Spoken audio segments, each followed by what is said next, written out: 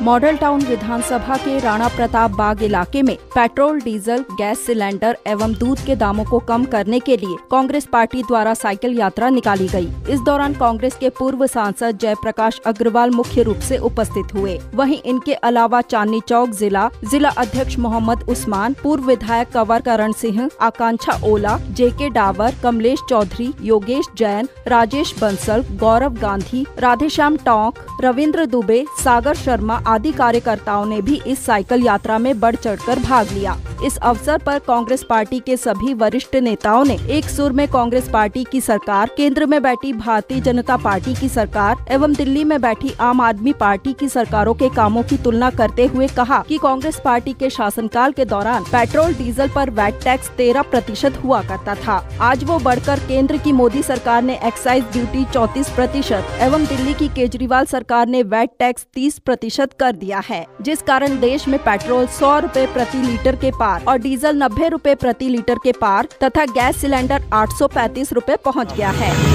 जो खराबी इस समय है, लोग इस बात से पीड़ित हैं कि सारी दुनिया में पेट्रोल के दाम कम है, लेकिन हिंदुस्तान में बेशुमार बढ़ोतरी हो रही है। पिछले एक महीने में 30 रुपये से ज़्यादा की बढ़ोतरी है। लोग तंग हैं, सिर्फ पेट्रोल डीजल के दाम ही नहीं बढ़ते, उसके साथ हर चीज़ के दाम बढ़ते हैं। काम है नहीं, कारोबार है नहीं, नौकरियां मिली नहीं लोगों को, बच्चे स्कूल से निकलने के बाद खाली घूम रहे हैं सारे, तो क्या करें। जो हालत आज की हो रही है उसके लिए एक बहरी गूंगी सरकार को जगाना ज़रूरी है ना, तो इसलिए सारी कांग्रेस आज सड़कों पे है, ये दिखाने के लिए हम लोगों के उस दुख के साथी हैं। कांग्रेस ने इतना लंबा सफ़र निकाला तो लोगों की नब्ज़ देखकर काम करते थे। जब कच्चे तेल के दाम 130 डॉलर पर बैरल थे, उस समय यहाँ 60 रुपये थे और आज 40-50 रुपये थे, और तब यह हालत ये है कि 100 रुपये से ऊपर जा रहा है पेट्रोल।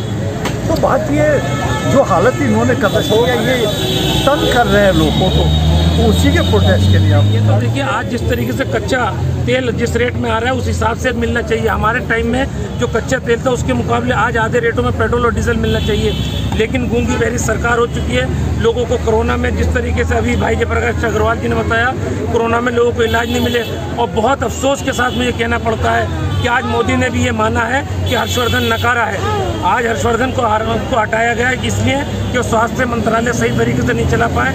इस क्षेत्र से मंत्री रहे हर्षवर्धन और स्वास्थ्य मंत्री है, लेकिन दिल्ली में जिस तरीके से हाहाकार मचा, लोगों को जलाने की जगह नहीं मिली, कब्रिस्तानों में जगह नहीं मिली, उसके विरोध में भी हम लोग तमाम वो बातें लेकर के चले हैं। कांग्रेस पार्टी लेकर के चली, हमारे नेता राहुल गांधी जी, सोनिया गांधी जी, भाई जयप्रकाश अग्रवाल जी, तमाम हम लोग अपनी आवाज़ उठाते हुए चलते रहेंगे। सर, दिल्ली में जो कीमतें बढ़ी हुई हैं, इसका जो है किसको मानते हैं? इसका ये दिल्ली सरकार या केंद्र सरकार? ये दोनों ही छोटे भाई और बड़े भाई हैं, नूरा कुश्ती लड़ रहे हैं। अगर केजरीवाल जी को किसी भी तरीके से दिल्ली की जनता से प्यार है, आज गोवा जाते हो, गुजरात जाते हो, आप उत्तराखंड जाते हो, पहले दिल्ली की जनता की बात करिए, आप उसमें वेट के अंदर कमी कीजिए।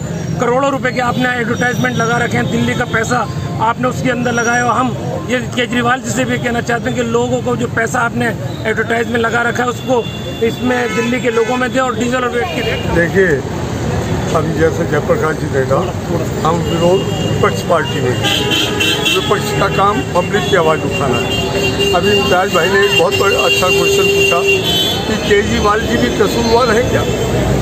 हमारे वक्त पे जब शीला दीक्षित की सरकार थी, पेट्रोल के ऊपर 12% वैट था, आज 30%, 18% से 30%। हमारी मांग है कि वैट कम किया जाए, टैक्स कम किए जाए। जो दोनों सरकारों ने वैट और टैक्स ज़्यादा लगा दिए हैं, उन टैक्स को कम किया जाए। आकांक्षा, उन टैक्स को कम किया जाए और लोगों को रिलीफ दिया जाए। इधर उधर का बहाना ना ढूंढे। आज तेल के भाव, दालों के भाव, महंगाई चरम सीमा पर, कोई बात करना नहीं चाहता।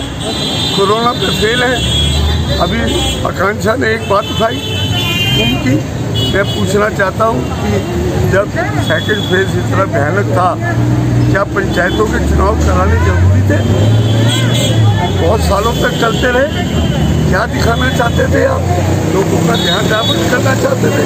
कांग्रेस पार्टी हमेशा लोगों की और गरीबों की आवाज़ उठाती रही है।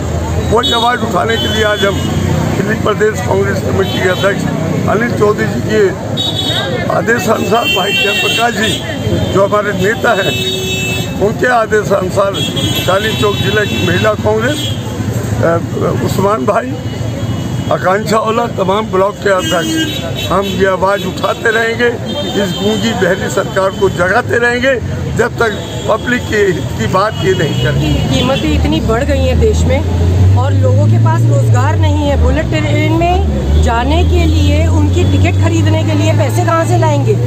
तो आज हालत ये हो गई है कि देश उन्नति की तरफ नहीं जा रहा है, पीछे की तरफ जा रहा है। तो गाड़ियाँ और जो मोटरसाइकिल या स्कूटर चलाते थे वो आज साइकिल की तरफ जाने लगे हैं।